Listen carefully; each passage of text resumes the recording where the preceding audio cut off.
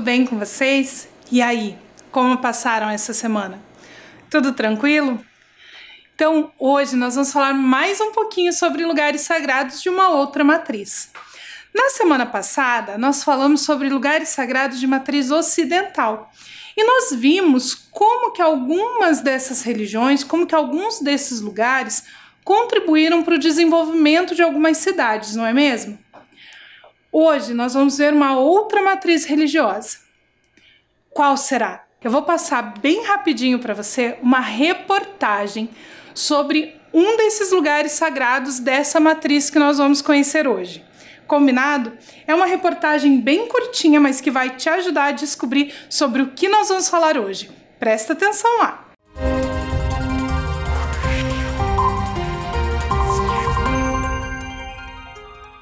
Bem aqui atrás de mim fica o templo budista de Asakusa. Ele é o mais tradicional de Tóquio e um dos mais importantes de todo o Japão. A gente pode ver aqui que é um ponto turístico, aqui uma referência da cidade.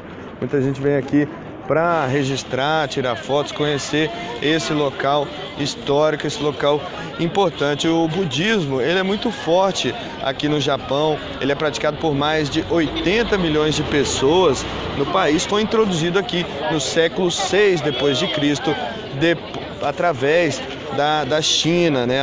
Através da influência chinesa. É a segunda religião mais popular de todo o Japão, depois do shintoísmo. Essa sim, a religião mais tradicional do Japão. O shintoísmo tem mais de 100 milhões de adeptos aqui no país. O shintoísmo, ele geralmente é traduzido no português como o caminho dos deuses. E uma curiosidade é que essa religião, o shintoísmo, a mais tradicional do Japão, e o budismo não se excluem, pelo contrário, elas interagem entre si. Inclusive, muitos praticantes, muitos adeptos do budismo, do shintoísmo também praticam e são adeptos do shintoísmo. Bom, essa é uma curiosidade que eu queria mostrar para vocês de Tóquio, no Japão. João Pedro Neto.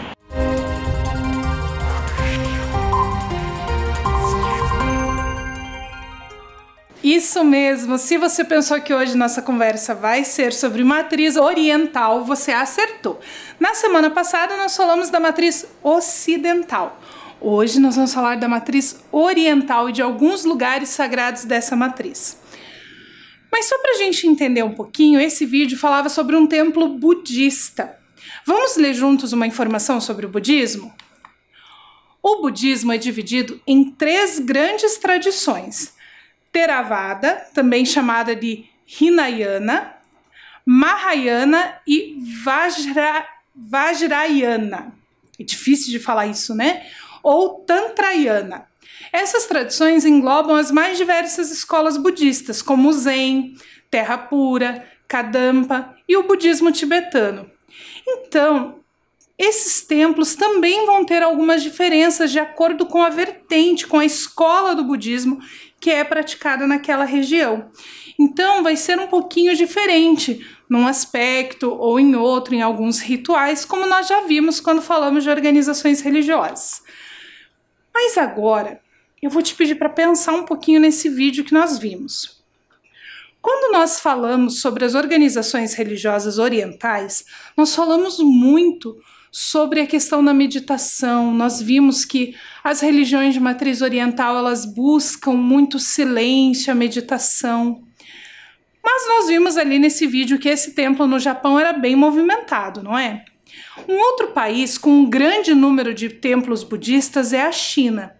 E agora eu vou te mostrar um vídeo de uma cidade na China, só para você refletir um pouquinho sobre como que é a realidade do dia a dia dos chineses. Presta atenção nesse vídeo. Hey!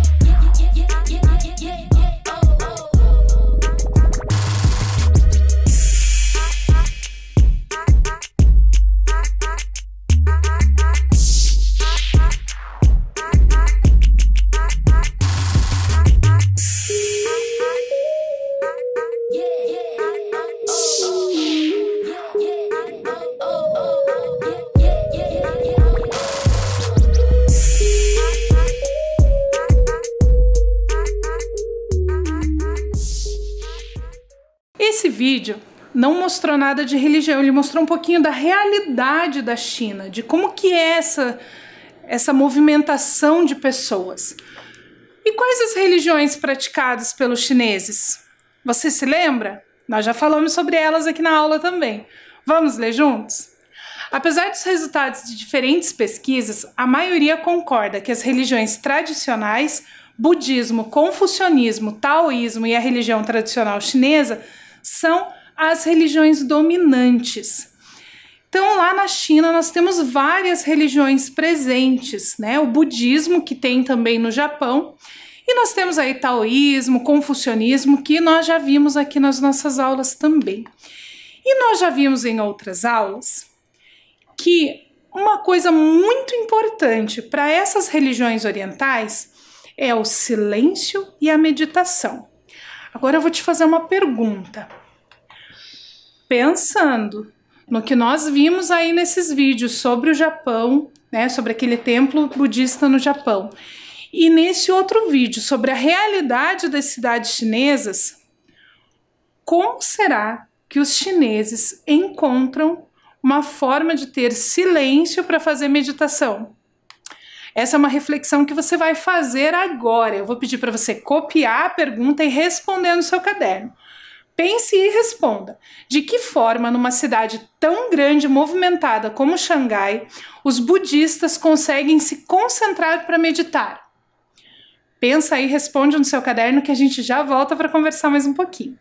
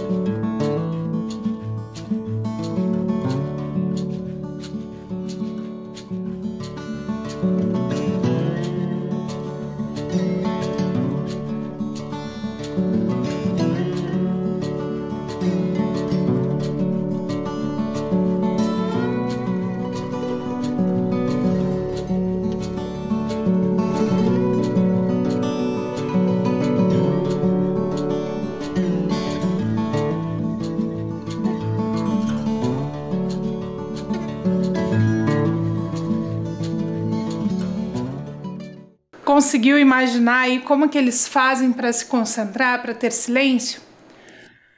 Eu tenho quase certeza que o lugar sagrado é muito importante para isso.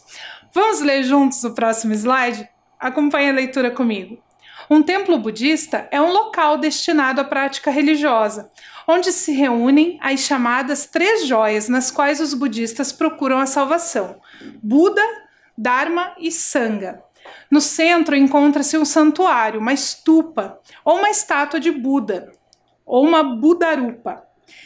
Então, o espaço do templo é um espaço onde eles conseguem fazer essa prática religiosa, onde eles conseguem fazer essa meditação, essa concentração.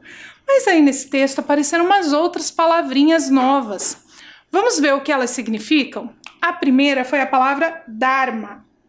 Dharma, na cultura hinduísta, é a lei única que governa ao mesmo tempo a natureza, sensível e suprassensível, a sociedade e a moral.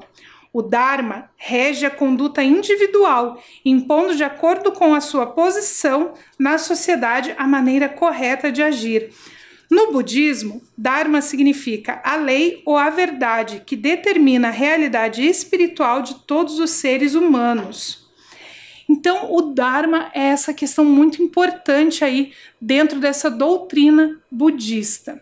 A outra palavra que nós vimos é Sangha, né, que junto com o Buda, o Dharma e o Sangha formam essas 3 joias importantes para o budismo. Vamos ver o que significa Sangha?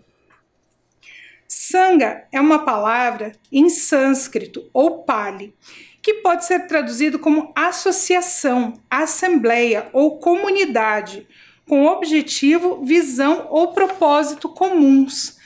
Então, é essa comunidade dos discípulos de Buda que se reúne ali, é essa Sangha.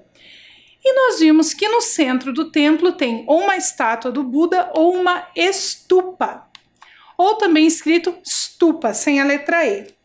O stupa é um monumento da tradição budista que representa a mente de todos os seres iluminados, os Budas.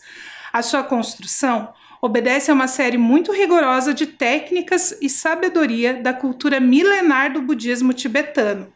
O local escolhido para este stupa deve ter em conta os princípios da geomancia. Ele foi consagrado e a sua construção é orientada, então, por alguns líderes, por alguns mestres religiosos. Ele é um símbolo do potencial de cada ser humano para alcançar a iluminação. Então, ele pode ter algumas formas diferentes, mas é sempre orientado por um líder religioso. Então, normalmente nos templos budistas nós temos ou a imagem do Buda no centro, do budismo tibetano, ou essa estupa, esse monumento. E esse templo é um lugar de muito silêncio, de muita calma, porque assim os budistas podem se refugiar daquela loucura do dia a dia, daquela agitação, daquele movimento, para se concentrar e meditar. Então, mesmo numa cidade muito agitada, dentro do templo nós encontramos paz e silêncio. Quer ver só? Aquele vídeo, o segundo vídeo que nós assistimos hoje, mostrava algumas imagens da cidade de Xangai, na China. Vocês viram aquela agitação, a quantidade de gente, aquele movimento, aquela coisa toda, certo?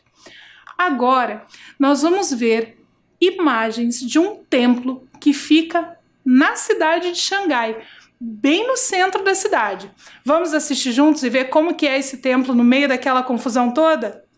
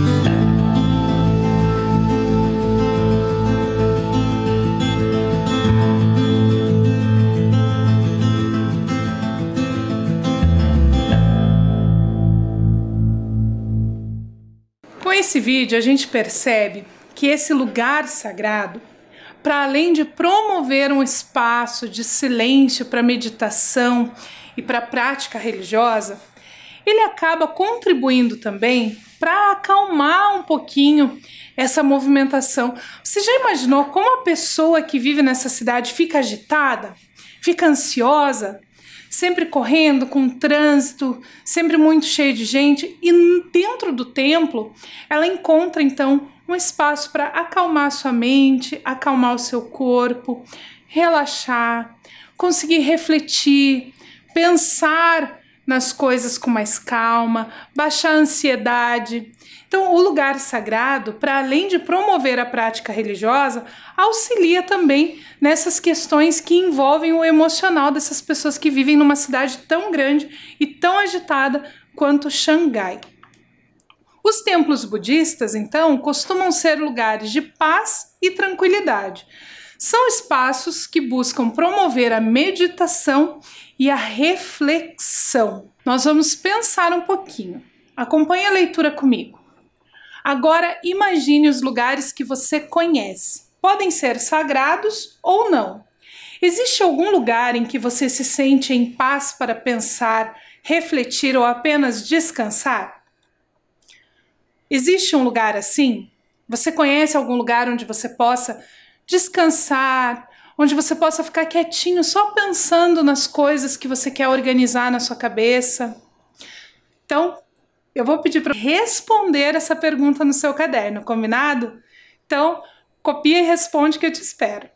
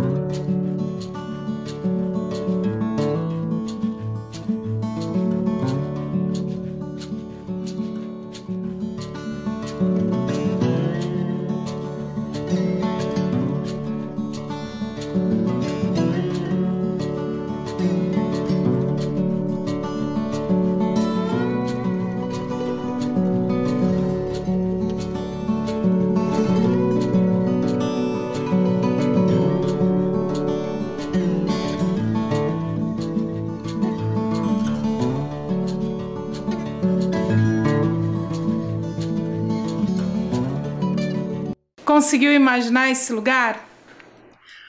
Agora que você conseguiu imaginar esse lugar, a sua tarefa, depois de responder essa pergunta, vai ser ilustrar esse lugar e escrever como você se sente quando você está lá.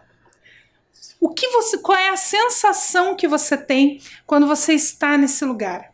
Então, eu espero você escrever isso, pensar em como você vai ilustrar e a gente já volta.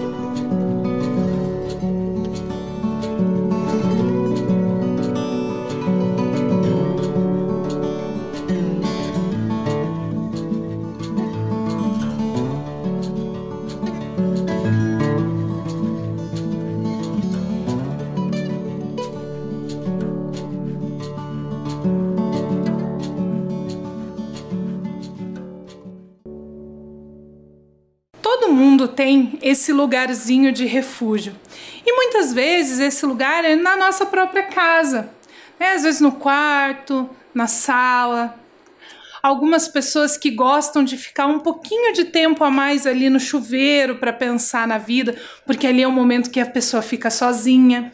Outras pessoas têm esse lugar especial no lugar sagrado, que gostam de ir muitas vezes até a igreja, num momento que não está acontecendo culto, que não tem nenhuma reunião, só para ficar sozinha ali, sentadinha no banco, refletindo um pouco. Outras pessoas têm isso no templo budista, no terreiro. Todo mundo tem um lugarzinho especial aonde se sente em paz, aonde consegue pensar e organizar os seus pensamentos. E uma coisa bem interessante sobre os países que nós falamos hoje, o Japão e a China, é que são lugares muito populosos. Então a vida nesses lugares é muito agitada.